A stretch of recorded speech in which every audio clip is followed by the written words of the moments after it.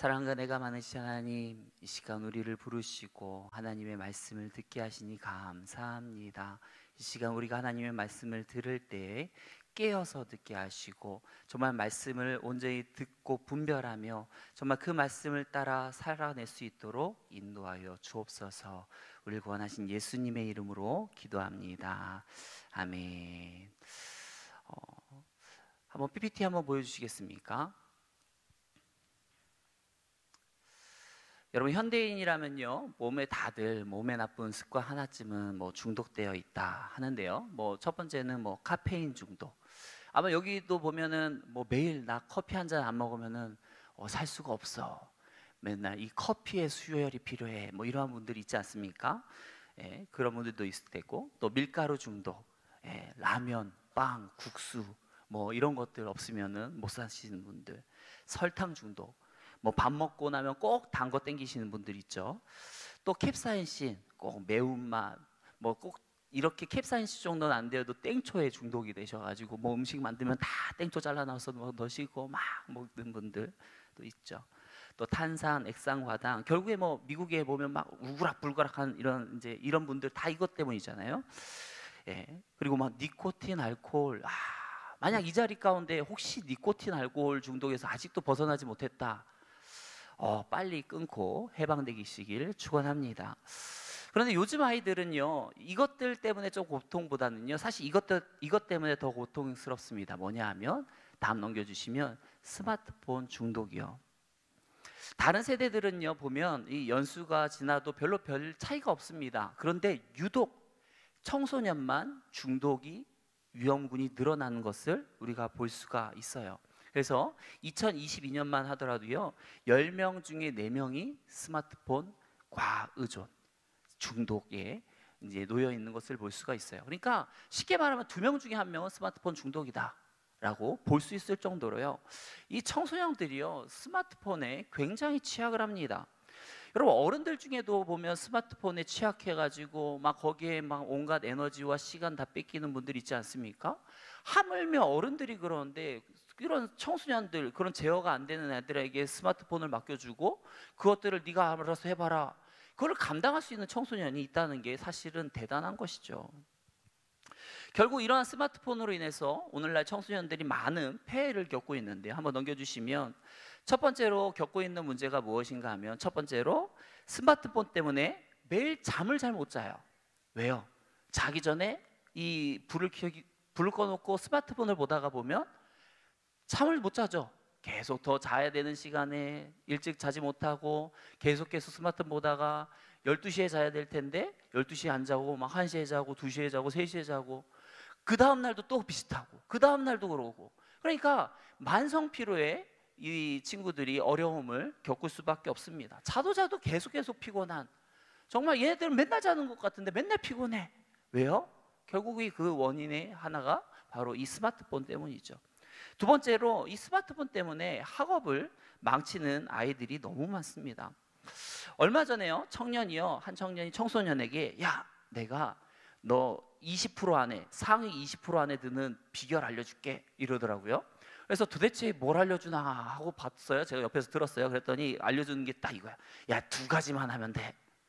첫 번째, 수업 시간에 잠자지 마. 두 번째, 시험 기간엔 시험 공부해. 여러분, 이해가 되십니까? 이게 지금 하위권 탈출이 아니고요, 상위권 20%예요. 상위권 20%. 그러니까 상위권 20%인데 수업 시간에 잠자지 마. 시험 기간에는 공부해야지.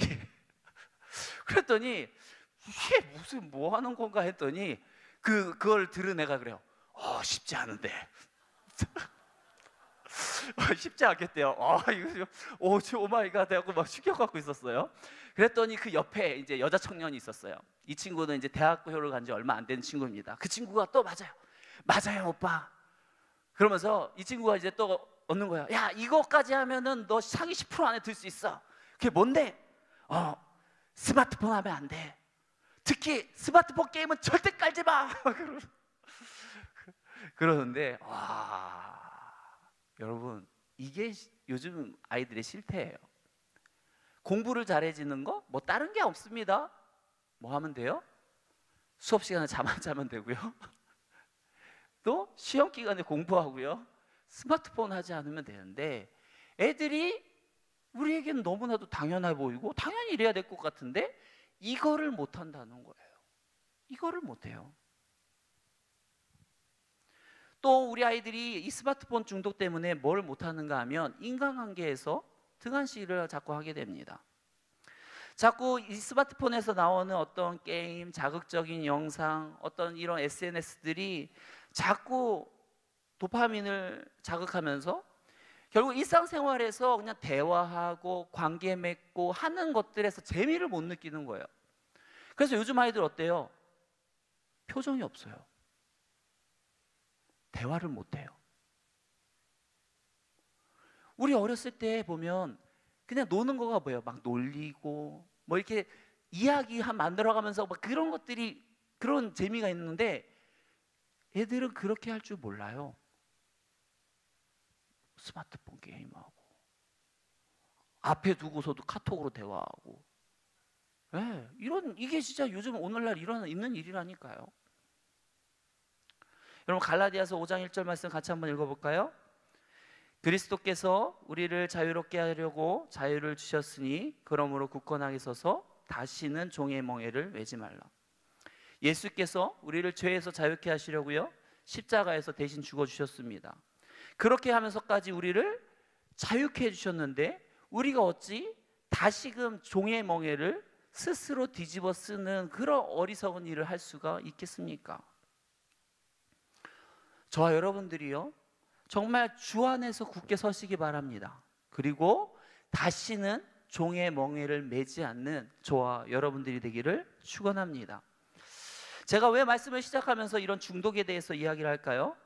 여러분 삼손이 왜 오늘 본문에 나오는 것처럼 왜 두 눈이 뽑힌 채로 비참한 말로를 당하게 되어집니까?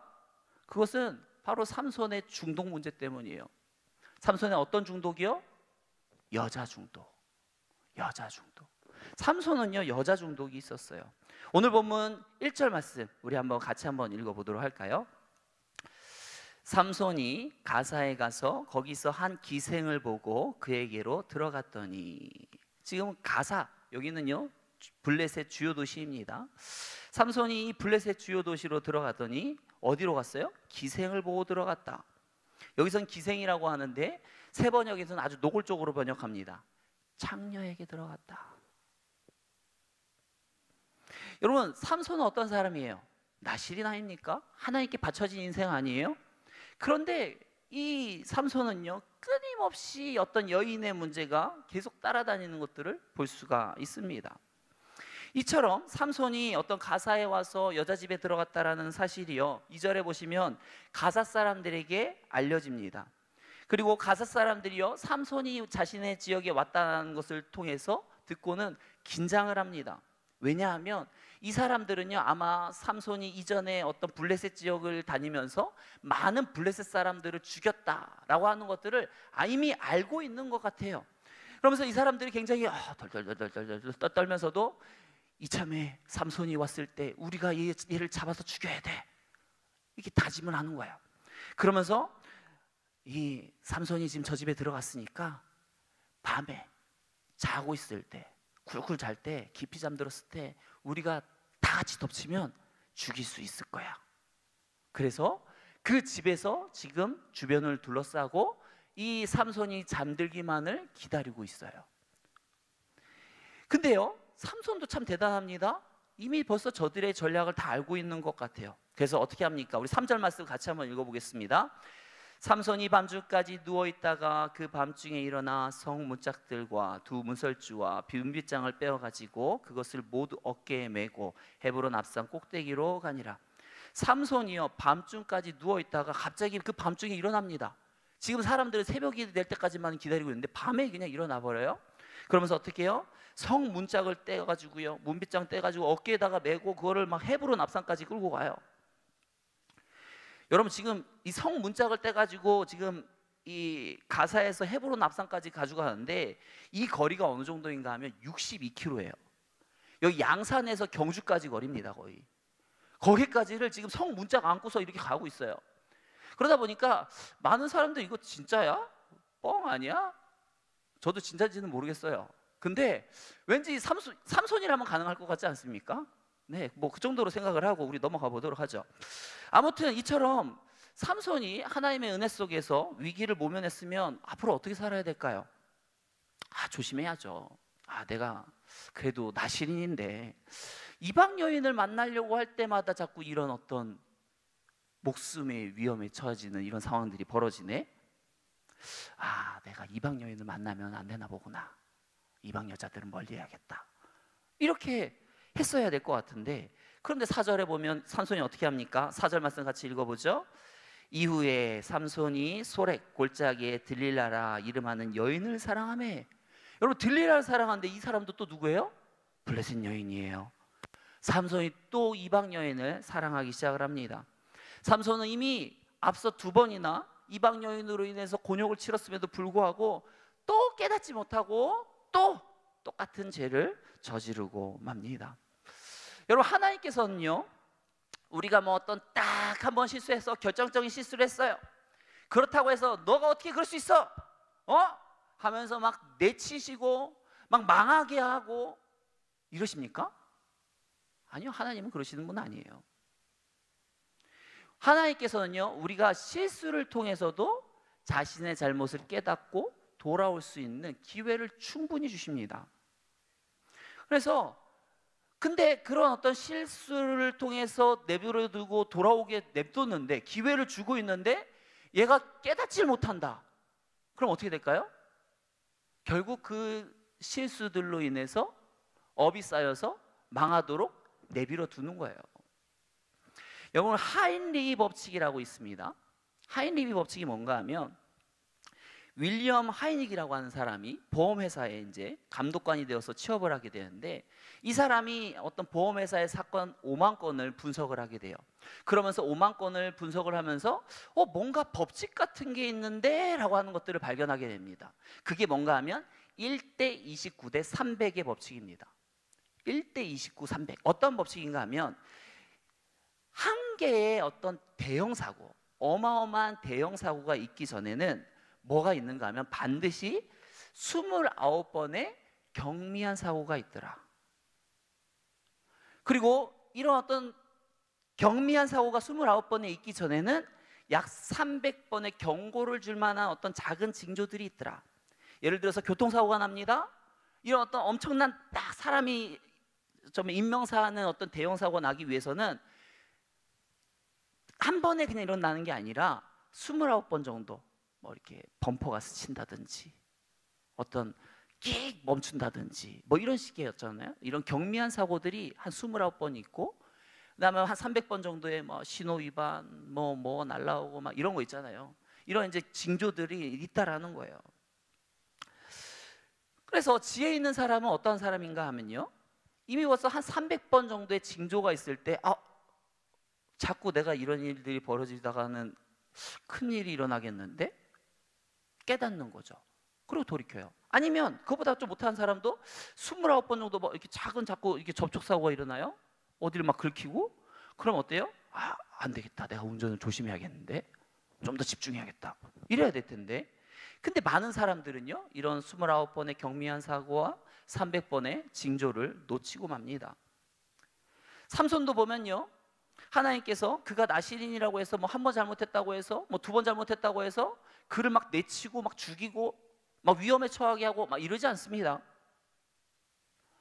그가 수차례 징조를 겪고 알아차릴 수 있는 기회를 충분히 줬어요. 근데 그가 절대 깨닫지 않습니다. 그러다 보니까 어떻게 해요? 오늘 마지막 부분의 그 모습과 같은 모습, 비참한 말로를 당하는 것이죠.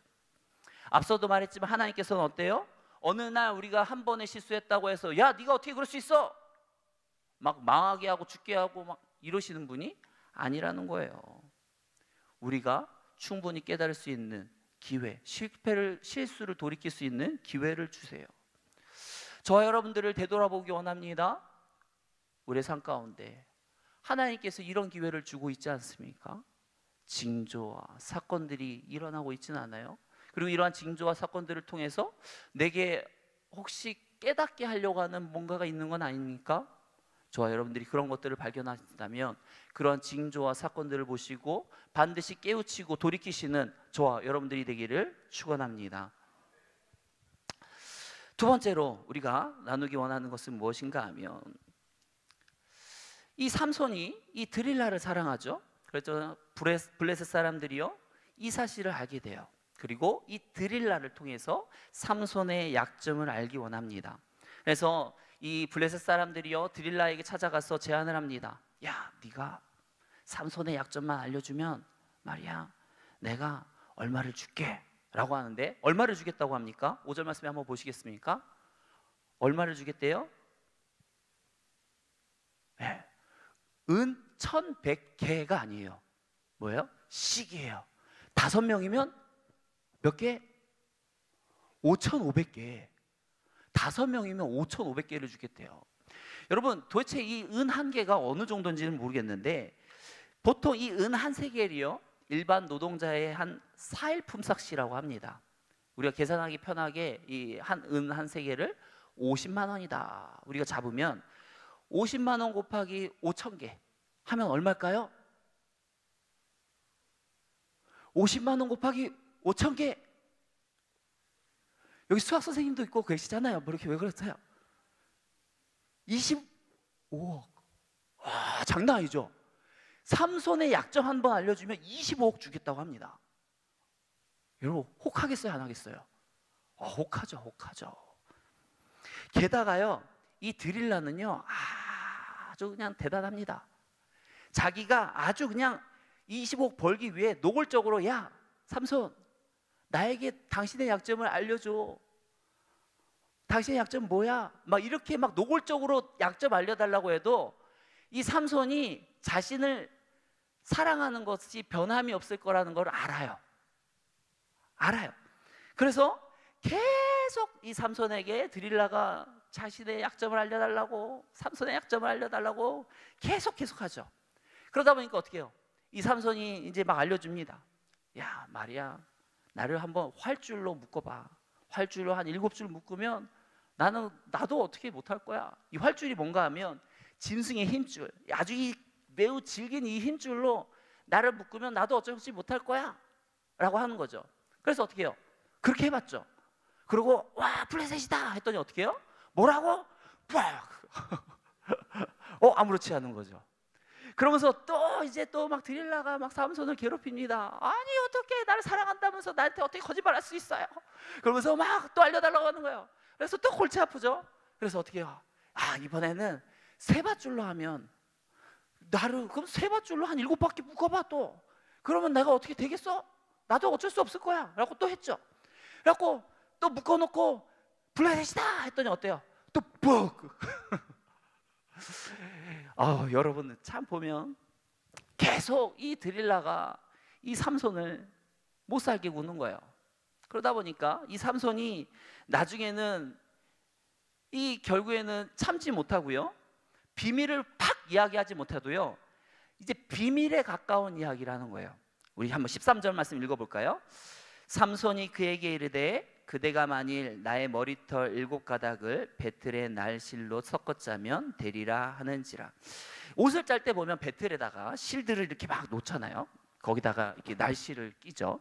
그러고 이렇게 막 당기고 하면은 이렇게 막 짜짜짜짜 찢어지지 않으니까, 그런 것처럼 자기의 머리카락을 놓고 날실을 엮은 다음에 이렇게 하면 내가 어떻게 되지 못할 거야, 이렇게 얘기를 한 거죠.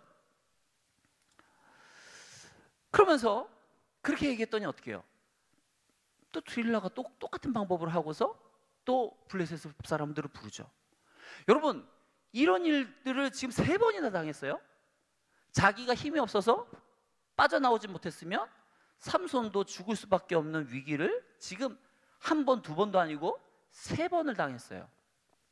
그러면 이 정도면 완전 꼴통 아닌 이상 이거 깨달아야 되는 거 아닙니까? 1번, 2번도 아니고 3번인데. 그러면 좀 깨달아야 돼. 이거 진짜 이러다가 나 죽겠는데 해야 되는 거 아니에요? 근데요, 삼손이요? 안 그래요? 못 깨닫습니다. 여러분, 과연 이렇게 못 깨닫는 이유가 삼손이 힘만 세고 지혜가 없어서일까요? 힘만 세고 지혜가 없어요? 지혜가 없었으면 수수께끼 못 냈죠. 지혜가 있어요. 근데 왜 이런 어떤 사실들을 깨닫지 못하는 겁니까? 이런 어떤 드릴라의 유혹을요, 자신의 힘과 지혜로 얼마든지 이길 수 있다 자만하는 거예요. 지금 자신만만해하는, 내가 뭐 아무리 이렇게 해봐야 내가 죽겠어? 내 힘과 지혜가 있는데 말이야. 자신만만한 거예요. 근데 자신의 힘과 지혜를 믿을 수 있는데 이 삼손이 한 가지 놓치고 있는 게 있습니다. 뭔가 하면 마귀는요, 우리를 넘어뜨리려 할 때 적당히 하는 법이 없어요. 적당히 몇 번 하다가 안 되는구나 포기하는 법이 없다라는 것입니다. 여러분 16절 말씀 우리 한번 같이 한번 읽어볼까요? 날마다 그 말로 그를 재촉하여 졸음에 삼손의 마음이 번뇌하여 죽을 지경이라. 이 정도 했으면 된 줄 알았는데 어떻게 해요? 삼손이 번뇌해서 죽을 지경으로 들려 팍팍팍팍 긁어대면서 우는 소리 하면서 막 하니까 미쳐버리겠는 거죠. 결국에 어떻게 해요? 이겨낼 수가 없는 거예요. 여러분 마귀는요, 우리를 넘어뜨릴 때, 유혹할 때 적당히 하지 않습니다. 걸려 넘어질 때까지예요. 걸려 넘어질 때까지. 그렇기 때문에 우리가 마귀의 유혹을 이기는 방법은 한 가지, 다른 방법이 없어요.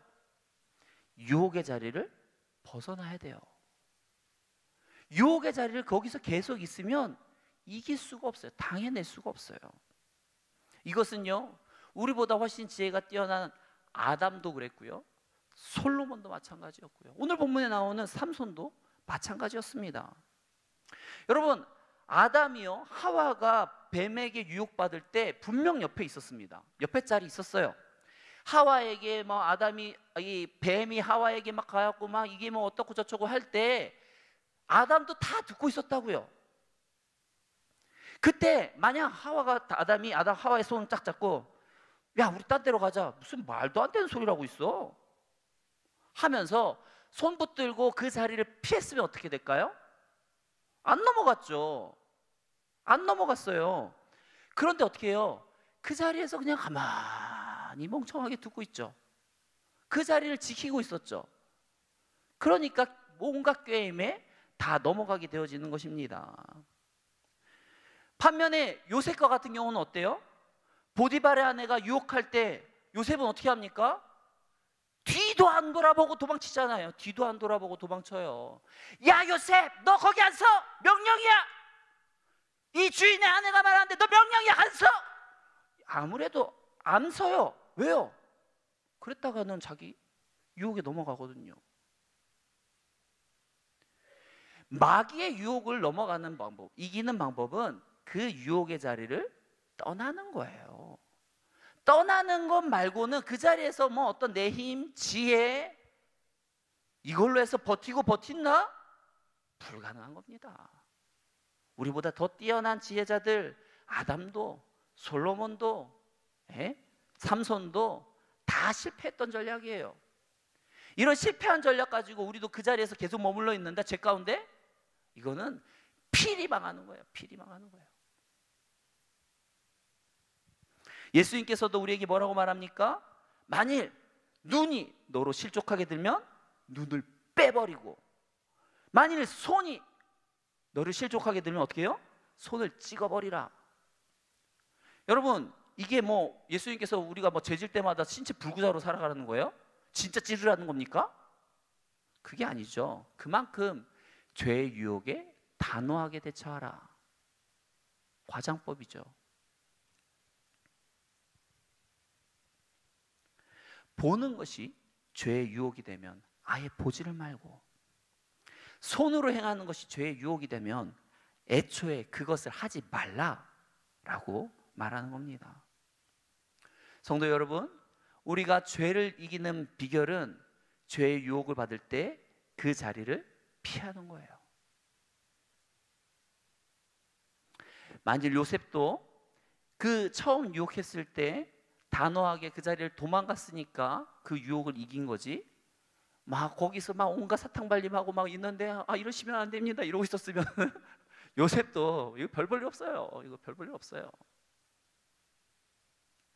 따라서 저 여러분들이 죄의 유혹에 있을 때 그 자리에 머물러 있지 마시고 반드시 그 자리를 피하셔서 죄의 유혹에서 벗어나시는 저와 여러분들이 되기를 축원합니다. 마지막으로 나누기 원하는 것은요, 드릴라가 결국 이 마귀의 이 끈질긴 유혹에 삼손이 결국은 견디다 못해서 진실을 드러내게 되죠. 17절 말씀 우리 같이 한번 읽어보겠습니다. 삼손이 진심을 드러내어 그에게 이르되 내 머리 위에는 삭도를 대지 아니하였으나니 이는 내가 모태에서부터 하나님의 나실인이 되었음이라. 만일 내 머리가 밀리면 내 힘이 내게서 떠나고 나는 약해져서 다른 사람과 같으리라 하니라. 결국 이거 봐요. 떠났으면 되는데 그 자리에 머물러 있다 보니까 어떻게 해요? 결국은 진실을 얘기할 수밖에 없죠. 자신의 하나밖에 없는 그 약점을 이야기할 수밖에 없습니다. 결국 이 약점을 이야기함으로써 어떻게 됩니까? 자신의 머리카락이 다 밀려지게 되고 결국 자신이 말한 대로 초인적인 힘도 다 잃고 양쪽에 두 눈이 다 뽑힌 채로 감옥에 넣고서는 어떤 일을 시켜요? 21절 하반절에 보니까 그를 놋줄로 매고 옥에서 맷돌을 돌리게 하였더라. 여기서 맷돌을 돌리는 게 뭐 우리가 예전에 뭐 매주 쓸 때 돌리는 이거 아닙니다. 이거 아니에요. 짐승들이 딱 매고서 이고 도는 거 있죠. 엄청 대형 그거예요. 대형이. 이 연자 맷돌 같은 맷돌을 지금 이 삼손이 돌리고 있는 거예요. 이 짐승이나 하는 일을 지금 블레셋 사람들이 삼손에게 시키고 있는 거예요. 여러분 지금 짐승과 같은 일을 지금 이 삼손에게 시키면서 블레셋 사람들이 얼마나 대우해 줬겠습니까? 여러분 이 삼손 잡겠다고 지금 돈 얼마 썼어요? 25억. 이 삼손 하나 잡겠다고 25억을 썼는데 이 사람들이 삼손을 어떻게 대우해 주겠어요? 돈도 썼겠다. 온갖 조롱에 이 정말 온갖 짐승보다 못한 처우를 받으면서 살아갔을 겁니다. 그런데 그렇게 짐승보다 못한 처우를 받고 살아가고 있을 때 어떤 일이 일어납니까? 22절 말씀 같이 한번 읽어보죠. 그의 머리털이 밀린 후에 다시 자라기 시작하니라. 여러분 이 말이 뭡니까? 머리는 늘 자라죠. 안 그래요? 머리는 늘 자라죠. 근데 이 머리털이 자랐다는 건 그냥 우리가 늘 자라는 뭐 이렇게 뭐 한 달에 뭐 한 1, 2cm씩 자라는 이런 자라는 게 아니고 결국은 뭐예요? 하나님의 어떤 로부터 오는 힘 그걸 이야기하는 거죠. 자기는 지금 느끼지 못해요. 근데 어때요? 하나님으로부터 오는 힘이 지금 이 삼손에게 임하고 있는 겁니다. 왜 그렇겠습니까? 이때부터 후회하겠죠. 아, 그래. 내가 나실인인데. 나실인님이 하나님께 구별된 자로서 이방 여인을 좋아할 것이 아니라 내가 히브리 여인들을 사랑하고 좋아하고 만족해하며 살아갔었으면 내가 이런 일이 없었을 건데 내가 어리석게도 그렇게 이 블레셋 여자 이 안목의 정욕에 빠져서 육신의 정욕에 빠져가지고 그냥 그런 것만 보고 좋아했구나. 아 진짜 내가 이렇게 살아도 싸다 싸. 하나님께서 그렇게 나에게 기회를 여러 차례 줬음에도 불구하고 내가 이랬구나 하면서 이제 자신의 죄악들을 깨닫고 하나님께 뉘우치기 시작하는 거죠. 하나님 잘못했습니다. 하나님 잘못했어요. 내가 하나님께서 사사로 세웠는데 그 사사로서의 역할들은 제대로 감당하지 못하고 내가 이렇게 하나님께서 주신 그 초능력적인 능력과 지혜를 내 유익을 위해서 내 재미를 위해서 허투루 쓰고 살았네요. 내가 이미 주신 그 능력과 그 지혜를 내가 정말 이 민족을 위해서 이 나라를 위해서 사용했다면 이 나라가 이렇게 블레셋에서 살지 않을 텐데 나도 이 꼴로 살지 않을 텐데 하면서 자신의 죄를 뉘우치는 거죠. 그렇게 자신의 죄를 뉘우치며 나아갈 때 어떤 일이 일어나는 겁니까? 하나님의 힘이 들어오기 시작하는 거예요. 하나님의 역사가 다시 시작되는 것입니다. 여러분, 우리 하나님께서는요, 비록 하나님의 자녀가 죄를 짓고 돌이킬 수 없는 죄 가운데 선을 넘는다 할지라도 하나님은 결코 우리를 그냥 버리시지 않습니다. 아담과 하와도 어떻습니까? 그렇게 너가 이 선악을 알게 하는 이 열매를 먹으면 너가 정령 죽으리라 했지만 그것을 따먹었음에도 불구하고 어떻게 해요? 결국 이 원시복음 창세기 3장 15절의 말씀을 주면서 결국 그리스도를 통해서 어떤 새로운 구원의 약속을 해주시지 않습니까? 이처럼 당연히 멸망하는 것이 합당한 아담에게도 새로운 기회를 주시고 다시금 하나님 말씀대로 살아갈 수 있는 기회를 주시는 것처럼 이러한 하나님의 은혜와 사랑은 우리에게도 그대로 적용이 되는 줄 믿습니다. 저와 여러분들이 이런 하나님, 은혜의 하나님, 사랑의 하나님 꼭 붙드시고 어떠한 실패 속에서도 좌절하지 마시고 포기하지 마시고 하나님의 은혜 붙들고 다시 일어서시는 저와 여러분들이 되기를 축원합니다. 이 시간 같이 제가 기도로 마치도록 하겠습니다. 사랑과 은혜가 많으신 하나님, 참으로 우리는 연약합니다. 죄악이 많습니다. 그럼에도 우리를 더럽다, 불결하다 내치지 않으시고 우리를 끝까지 사랑하시고 은혜 가운데 돌보시는 하나님을 믿습니다. 우리가 어떠한 실패 속에서도 또한 좌절 속에서도 좌절하지 않게 하시고 다시금 믿음의 눈으로 일어서서 하나님 앞에 우뚝 서서 나아갈 수 있도록 인도하여 주옵소서. 우리를 구원하신 예수님의 이름으로 기도합니다.